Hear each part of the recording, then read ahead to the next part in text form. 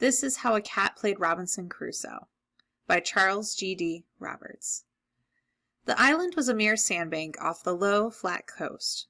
Not a tree broke its bleak levels, not even a shrub. But the long, gritty stalks of the marsh grass clothed it everywhere above tide mark, and a tiny rivulet of sweet water, flowing from a spring at its center, drew a ribbon of green across the harsh and somber yellow-gray of the grass. Few would have chosen the island as a place to live, yet at its seaward end, where the changing tides were never still, stood a cottage with a low shed behind it.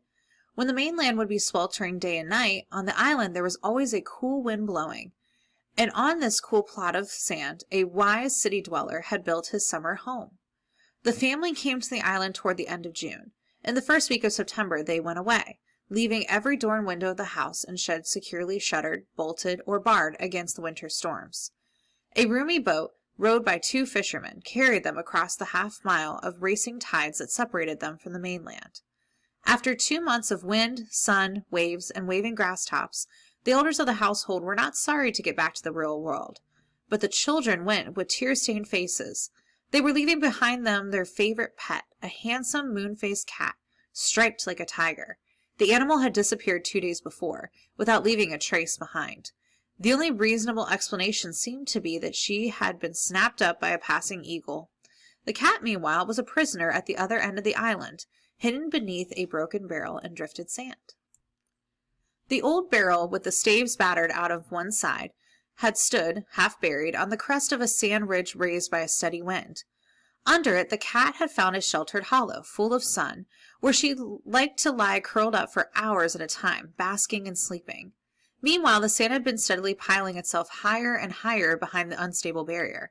At last it had piled too high, and suddenly, in response to a stronger gust, the barrel had come toppling over beneath a mass of sand, burying the sleeping cat out of sight and light. But at the same time the sound of half of the barrel had formed a safe roof to her prison, and she was neither crushed nor smothered.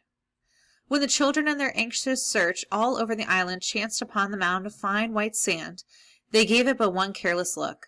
They could not hear the faint cries that came at intervals from the darkness within. So they went away sorrowfully, little dreaming that their friend was imprisoned almost beneath their feet. For 3 days the prisoner kept up her appeals for help. On the 3rd day the wind changed and blew up a gale. In a few hours it had uncovered the barrel. At one corner a tiny spot of light appeared. Eagerly the cat stuck her paw through the hole. When she withdrew it again, the hole was much larger. She took the hint and fell to scratching. At first her efforts were rather aimless, but soon, whether by good luck or cleverness, she learned to make her scratching more effective. The opening rapidly enlarged, and at last she was able to squeeze her way out. Filled with flying sand, the wind was tearing madly across the island. The seas hurled themselves trampling up the beach. With the uproar of bombardment, the grasses lay bowed flat in long, quivering ranks. Over the turmoil, the sun stared down from a deep, unclouded blue. The cat, when she first met the full force of the gale, was fairly blown off her feet. As soon as she could recover, she crouched low and darted for shelter. She sped straight before the gale, making for the cottage where she fondly imagined she would not find not only food and shelter, but also love and comfort to make her forget her terrors. Still and desolate in the bright sunshine and the tearing wind, the house frightened her. She could not understand the tight-closed shutters or the blind, unresponding doors that would no longer open to her anxious appeal. The wind swept her savagely across the veranda, climbing with difficulty to the dining-room window-sill, where so often she had been let in. She clung there but a few moments and yowled heartbrokenly. Then in a sudden panic she jumped down and ran to the shed. That too was closed. Never before had she seen the shed doors closed. She could not understand it. Cautiously she crept around the foundations, but there was no getting in that way. On every side it was nothing but a blank, forbidding face that the old familiar house confronted her with. The cat had always been so coddled and pampered by the children that she had had no need to forage for herself. Fortunately for her, she had learned to hunt the marsh mice and grass spar roes for amusement. So now, ravenous from her long fast under the sand, she slunk mournfully away from the deserted house and crept along under the lee of a sand ridge to a little grassy hollow. Here the gale caught only the tops of the grasses, and here, in the warmth and comparative calm, the mice and shrews were going about their business undisturbed. The cat, quick and stealthy, soon caught one and eased her hunger. She caught several, and then making her way back to the house, she spent hours in heartsick prowling, sniffing and peering, yowling piteously on thresholds and windowsill. At last, hopelessly discouraged, she curled herself up beneath the children's window and went to sleep. In spite of her loneliness and grief, the life of the island prisoner during the next 2 or 3 weeks was by no means one of hardship. Besides her abundant food of birds and mice, she quickly learned to catch tiny fish in the mouth of the rivulet, where salt water and fresh water met. It was an exciting game, and she became expert at dashing the gray tomcod and the blue and silver sand lace from up the slope with a sweep of her armed paw. But when the storms roared down upon the island with furious rain and low black clouds torn to shreds, then life became more difficult for her. Game all took to cover, where it was hard to find. It was difficult to get around in the drenched and lashing grass, and she loathed being wet. Most of the time she went hungry, sitting sullen and desolate under the lee of the house, glaring out defiantly at the battling tumult of the waves. The storm lasted nearly 10 days. On the 8th day, the abandoned wreck of a small schooner drove ashore. The battered hull had passengers of a sort. A horde of rats got through the surf and scurried into the grass roots. They promptly made themselves at home, burrowing under the dead grass, and carrying panic into the ranks of the mice and shrews. When the storm was over, the cat had a surprise in her first long hunting expedition. Something had rustled the grass heavily, and she trailed it, expecting a particularly large, fat marsh mouse. When she pounced upon an immense old ship's rat, she got badly bitten. Such an experience had never before happened to her. At first she felt so injured that she was on the point of backing out and running away. Then the fire of far-off ancestors awoke within her. She flung herself furiously into the fight, and the struggle was soon over. Her wounds, faithfully licked, quickly healed in that clean and healthy air. After that, having learned how to handle such big game, she got bitten no more. During the first full moon after her abandonment, the first week in October, the island was visited by still weather with sharp night frosts. The cat discovered then that it was most exciting to hunt by night and do her sleeping in the daytime. She found that now, under the strange whiteness of the moon, all her game were astir, except the birds, which had fled to the mainland during the storm, gathering from southward flight.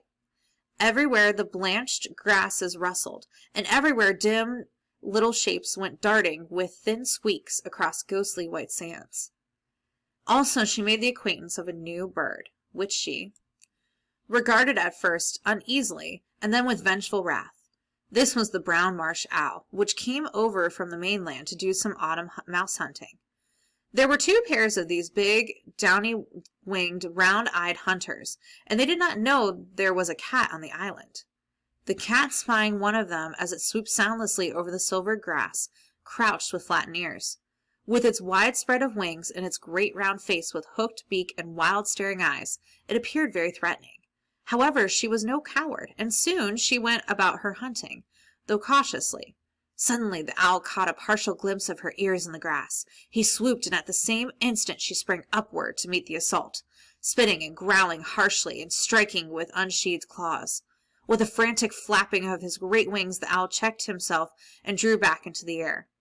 After that, the marsh owls realized that it was best not to interfere with the black-striped animal with the quick spring and the clutching claws. Winter deepened with bursts of sharp cold and changing winds that forced the cat continually to seek new refuge. She grew more and more unhappy, and felt her homelessness keenly. Nowhere on the whole island could she find a nook where she might feel secure from both wind and rain. As for the old barrel, the first cause of her misfortunes, there was no help in that. The winds had long ago turned it completely over, open to the sky, then drifted it full of sand and reburied it. And in any case, the cat would have been afraid to go near it again. So it came about that she alone of all the island dwellers had no shelter when the real winter arrived, with snows that smother the grass tops out of sight, and frosts that line the shore with grinding ice cakes. The rats had their holes under the buried fragments of wreckage. The mice and shrews had their keep, deep warm tunnels. The owls had nests in hollow trees far away in the forest, the mainland. But the cat, shivering and frightened, could do nothing but crouch against the blind walls of the unrelenting house and let the snow whirl itself about her. And now, in her misery, she found her food cut off. The mice ran secure in their hidden runaways, where the grass roots on each side gave them easy and abundant food. The rats, too, were out of sight, digging burrows in the soft snow. The ice fringe, crumbling and heaving under ruthless tide, put an end to her fishing. She would have tried to capture one of the formidable owls in her hunger.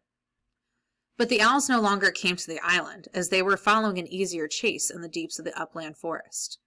When the snow stopped and the sun came out again, there fell such a keen cold as the cat had never felt before.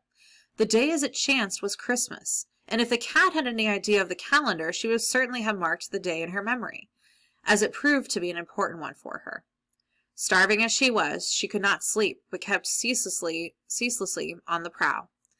This was fortunate, for had she gone to sleep with no more shelter than the wall of the house, she would have never wakened again. In her restlessness, she wandered to the farther side of the island, where, in the sunny recess of the shore facing the mainland, she found a patch of bare sand, free of ice cakes, and just uncovered by the tide.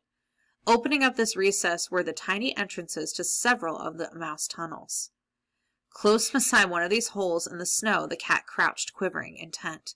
For 10 minutes or more she waited, never so much a twitching of a whisker. At last, a mouse thrusted out its little pointed head. Not daring to give it time to change its mind or take alarm, she pounced. The mouse doubled back into the narrow runway. Hardly realizing what she did in her desperation, the cat plunged head and shoulders into the snow, reaching blindly after the vanished prize. By great good luck she caught it. It was her first meal in 4 bitter days. Now she had learned a lesson. Being naturally clever, and her wits being sharpened by fierce necessity, she understood that it was possible to follow her prey a little way into the snow. Since she had wiped out the door of this particular runway, she went and crouched beside a similar one. But here she had to wait a long time before an adventurous mouse came to peer out. But this time she showed that she had learned her lesson. She pounced straight at the side of the entrance, where instinct told her that the body of the mouse would be. One outstretched paw thus cut off the quarry's retreat.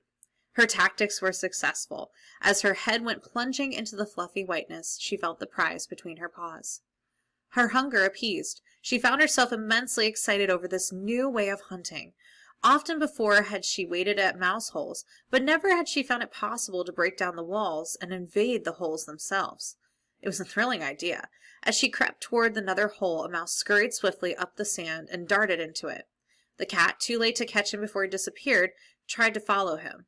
Scratching clumsily, but hopefully, she succeeded in forcing the full length of her body into the snow. She found no sign of the fugitive, which was by this time racing in safely down some dim tunnel. With her eyes, mouth, whiskers, and fur full of powdery white particles, she backed out, much disappointed. But in that moment she realized it was much warmer in there beneath the snow than out in the stinging air. It was a second vitally important lesson that she instinctively put into practice a little while later. She caught yet another mouse and carried it back to the house. She laid it down in tribute on the veranda steps, while she meowed and stared hopefully at the desolate snow-draped door. Getting no response, she carried the mouse down to the hollow behind a drift caused by the bulging bay window at the end of the house. Here she curled herself up forlornly, thinking to have a wink of sleep.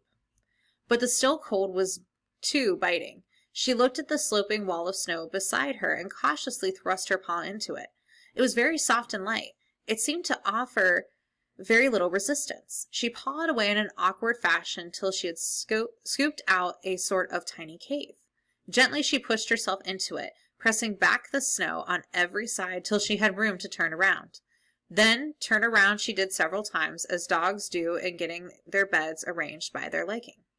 In this way she had not only packed down the snow beneath her, but she also rounded out for herself a snug chamber with a narrow doorway.